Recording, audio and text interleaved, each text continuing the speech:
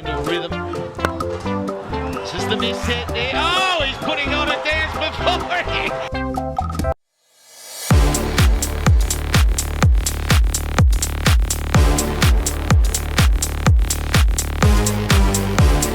Hello, Triple M time again. Today, I'd like to talk about sports though, and to be more precise, cricket.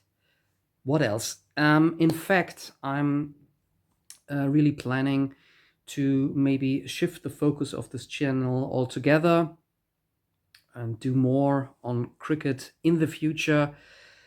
I mean, nobody cares about my music reviews anyways, and I'm sure there's one or the other enthusiast out there among my viewers for discussions. Really looking forward to that, but today let's start with the basics, the rules of this beautiful game. Inside edge and now big trouble, all sorts of trouble. Turunga has to be gone. No. What has happened there? That is extraordinary. Two teams with 11 players each that take turns in bowling and batting, with two batters playing on the field alongside the 11 players of the opposing team. It is the bowler's goal to get the opposing batsman out, and this is done by wickets or catches. Note, cricket isn't simply the older British form of baseball, though there are similarities in the game. Cricket itself goes back to the 16th century.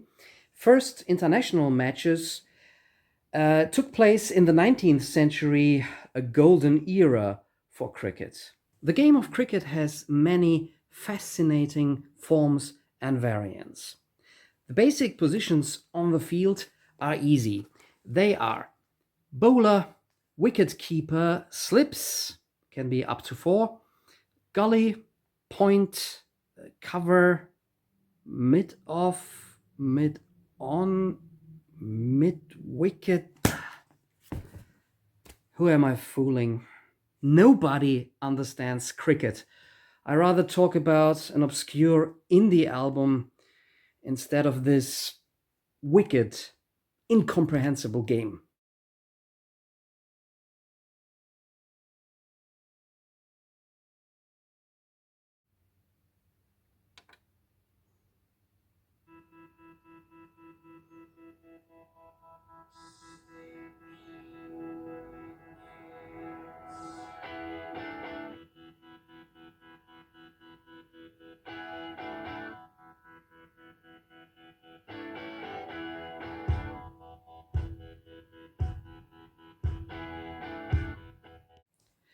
Yeah, most of you suspected it already, but this time I can openly and confidently say I don't know what I'm talking about. For the first time, and probably last time on a YouTube channel ever, an album about cricket reviewed by a non-cricket player. Let's first take a look at the team selection for this extraordinary project.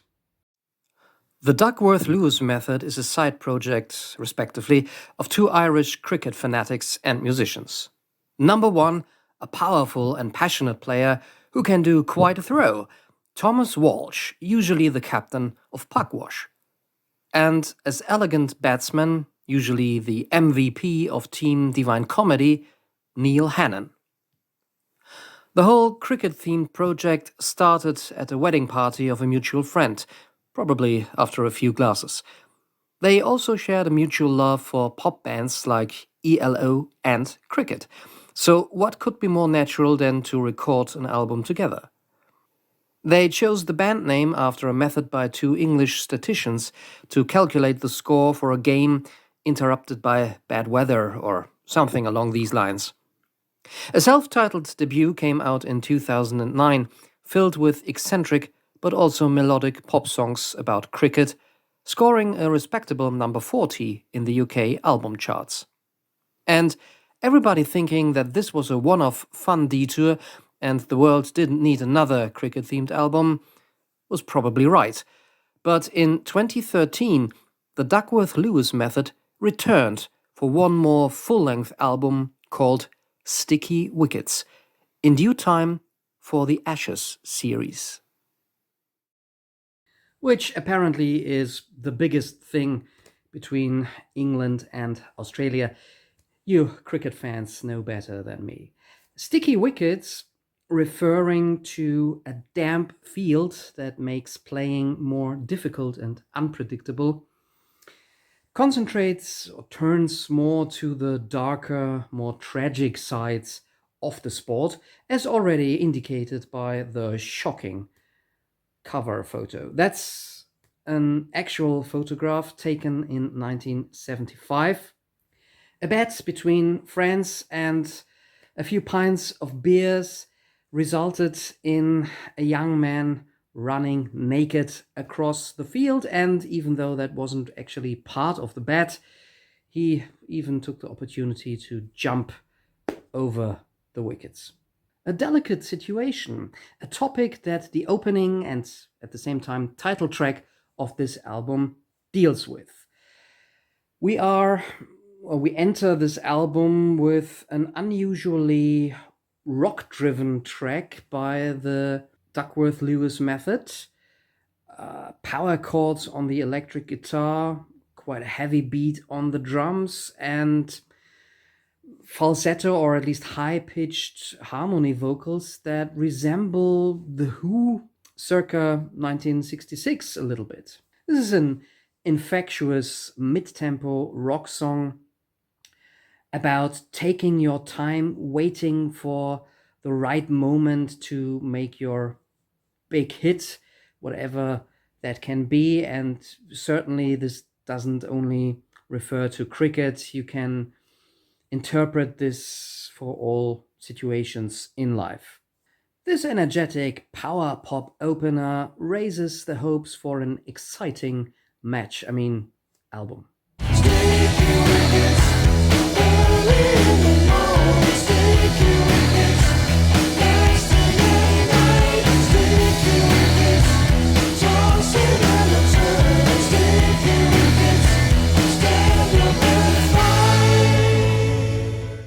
Then we get a bit more elegant, a bit more opulent with the clear handwriting of Neil Hannon and the track Boom Boom Afridi.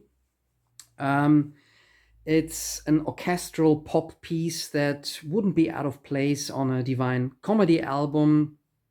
The main group or the main enterprise of Neil Hannon, a style that often oscillates somewhere between Baroque pop and a Broadway show tune.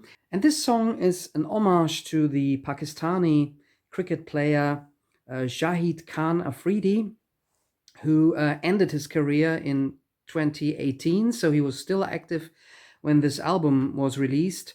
And apparently he's renowned and he was a fan favorite for his heavy hitting style. That's also why he gained the nickname Boom Boom Afridi. A song about giving it your all, committing yourself 100% to something, which again is actually quite a universal theme, but only here dressed up in the metaphors and in the world of cricket. It's a slightly flamboyant but also very memorable, catchy song with even a bit of a sitar break at the end. If you're gonna flash, flash hard. If you're gonna go, start the car. If you're gonna flash, flash hard. Go on.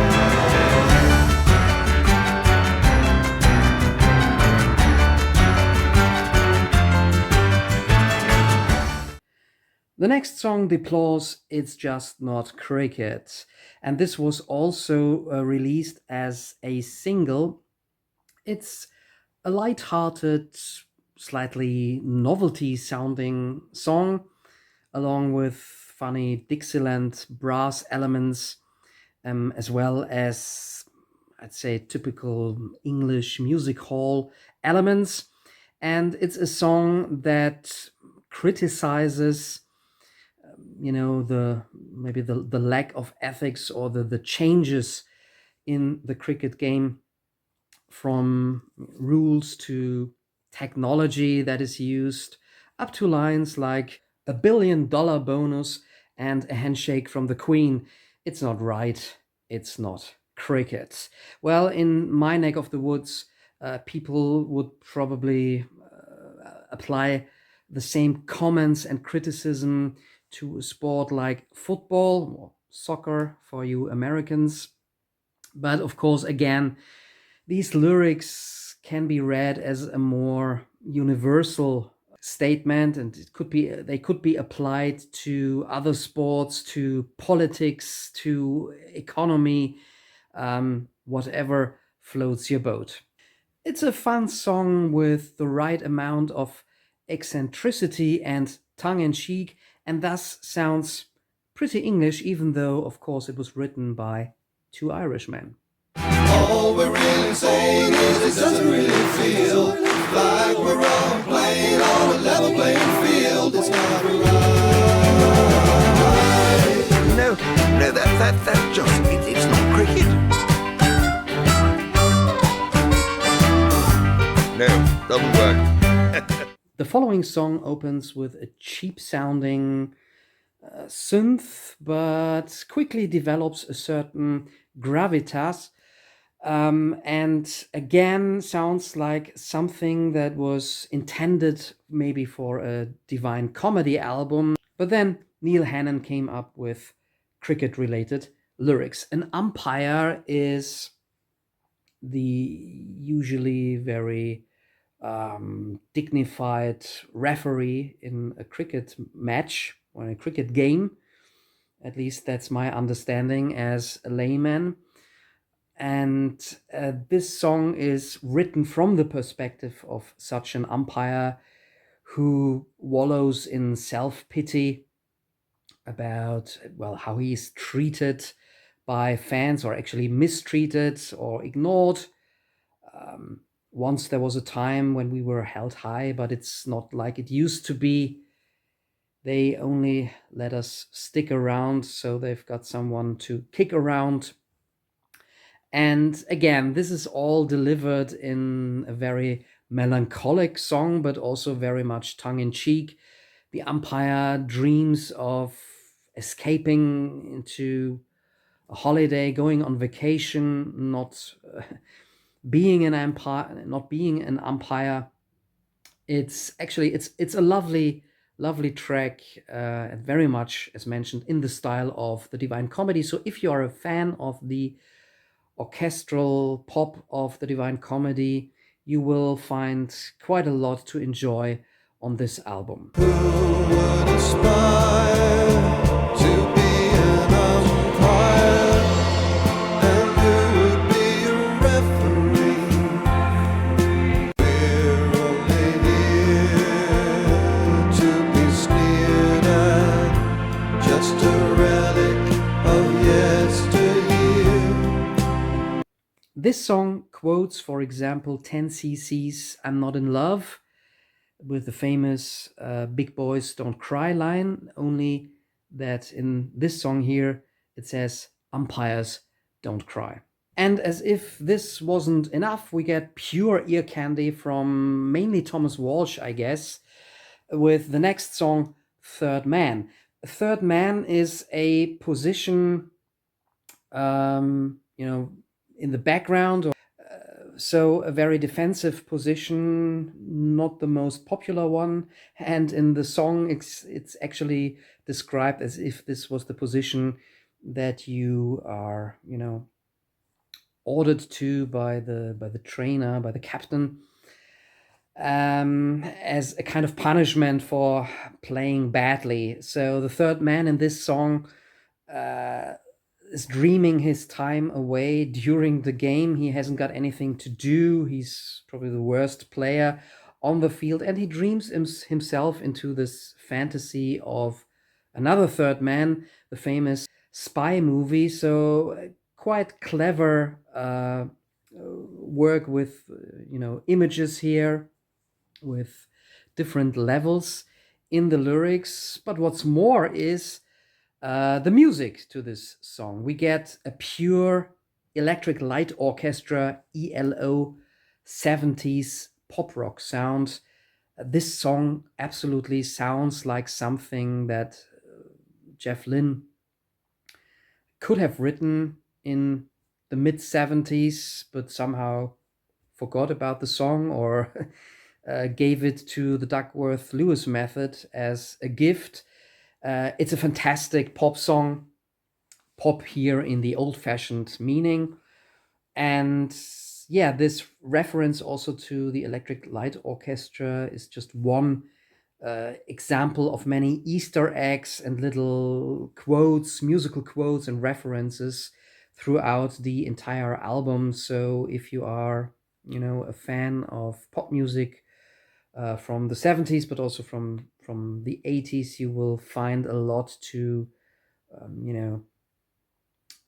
smile about, little clever references. So Third Man for me is a highlight.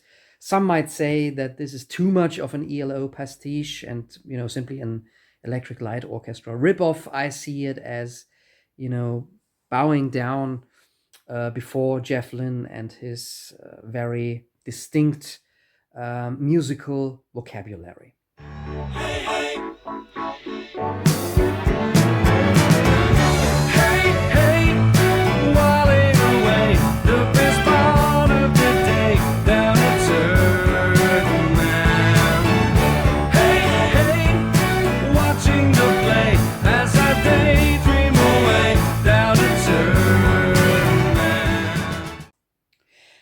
And wisely sequenced after Third Man, there's a bit of a palate cleanser called chin music.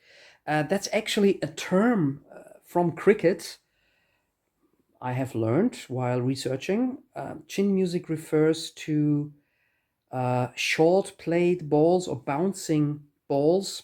So it's a throwing technique from the bowler to make it actually quite difficult for the batsman.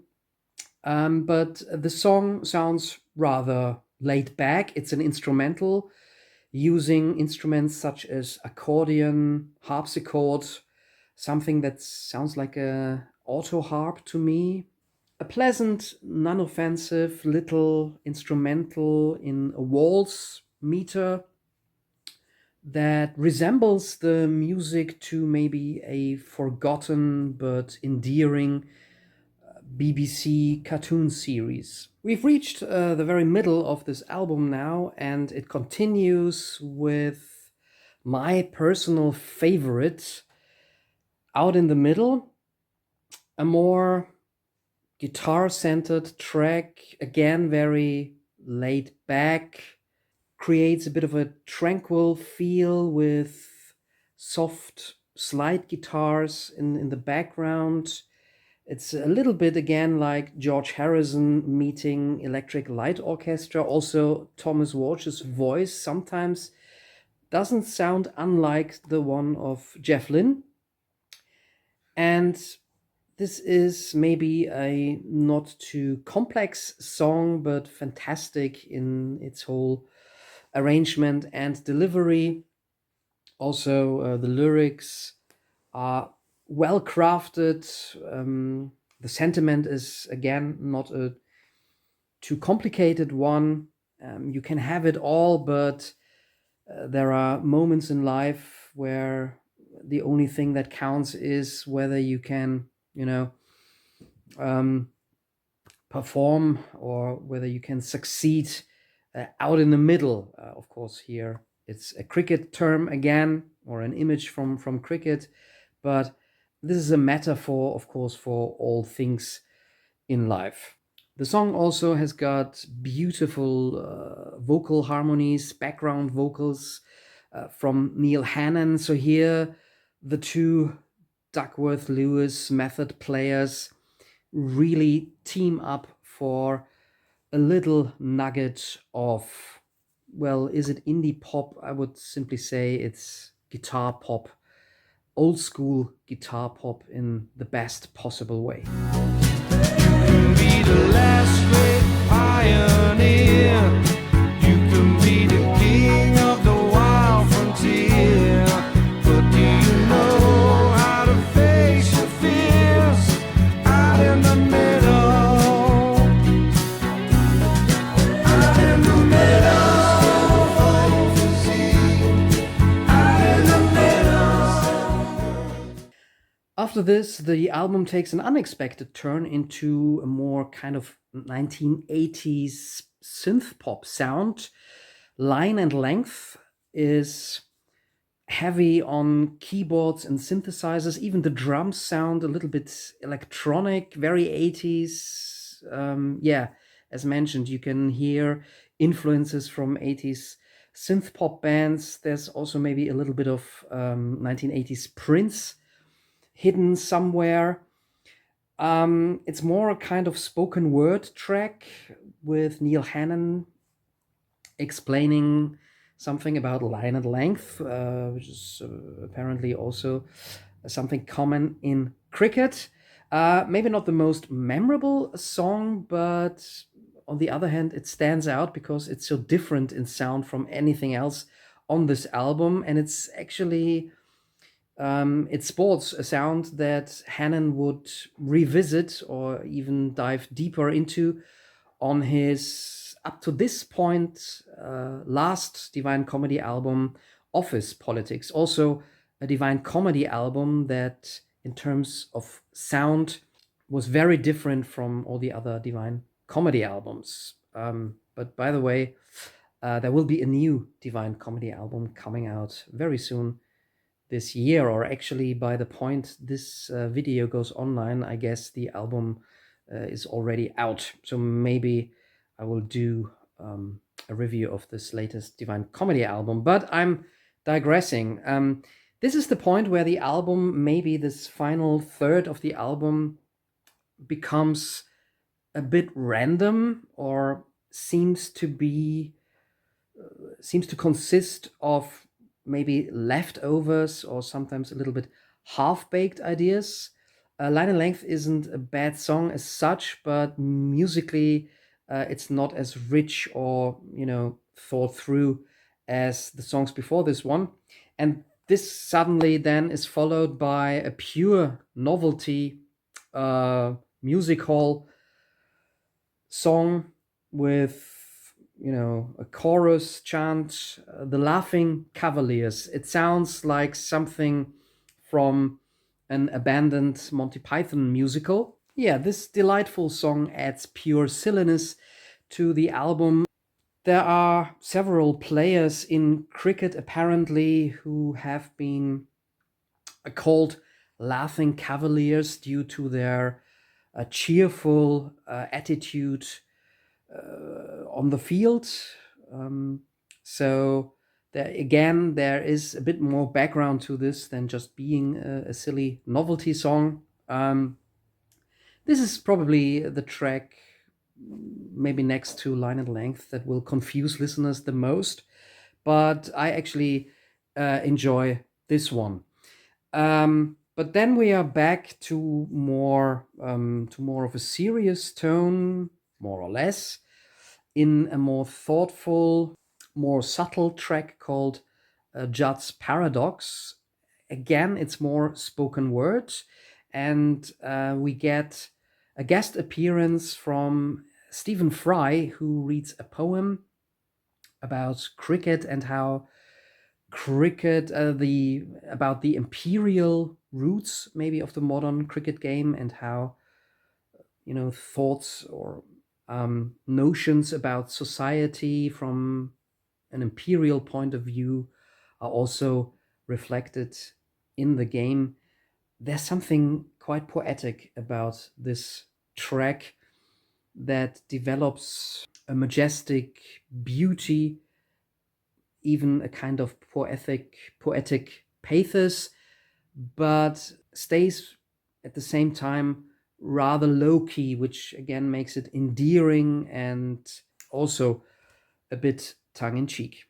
Before the album, however, loses its form and shape completely, maybe, Mystery Man comes along as a more, again, more proper pop song, even though this one also is a little bit odd. It has a kind of rock and roll shuffle going on, and at the same time sounds like something that was knocked out on a pub piano in the early 20th century. Also comes with a bit of a sing-along chorus, which features, at least at one point in the song, allegedly, the actor Daniel Radcliffe. And the song is about, well, a player that you cannot really categorize, so you don't know how this person is going to play on the field. And that makes it difficult to anticipate what will happen in the game, or difficult for the opponent player to adapt to that. The song ends with comedian, actor, and musician Matt Barry reading out fictitious cricket scores that probably also have comic value for those who understand the game. Matt Barry has released quite a handful of interesting albums. Check them out, or if you listen to some of his albums, you will probably understand why he enjoyed appearing on this Duckworth Lewis Method album. In fact, he also had a cameo appearance on their debut album, I believe.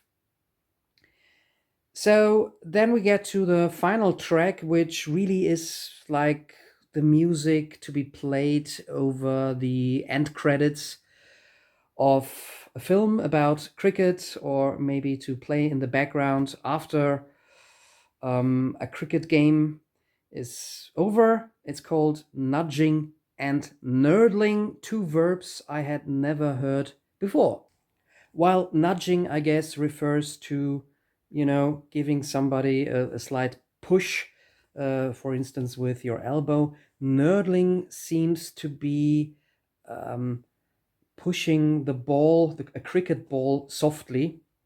That's what I got, at least, but maybe you can enlighten me and other non-cricketers in the comments. The song itself basically is just a parade of guest, well, not really vocalists, but guest appearances, dozens of different voices who simply say nudging and nerdling, also in different accents. I guess the musicians who played on this album can be heard, but also other guest appearances. It's an okay track, nothing too exciting, but a proper send-off for this album. Maybe a little bit too long with over 5 minutes, but that's all the complaints I've got.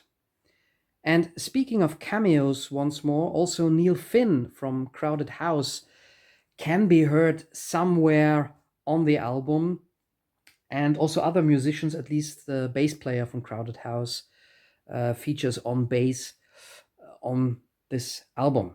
So if you are a cricket fan, I guess this album, and also, of course, the Duckworth Lewis Method's debut album, are must-haves. If you don't care about cricket, but maybe you are a fan of eccentric, quirky indie pop, power pop, show tunes, and most of all, also the Electric Light Orchestra, then this album, I guess, also will be up your alley. As a non-cricketer, I enjoy this album immensely, especially the first 7 tracks are basically flawless. Their first album, simply titled The Duckworth Lewis Method, maybe is a bit more cohesive as an album, also in style and in songwriting.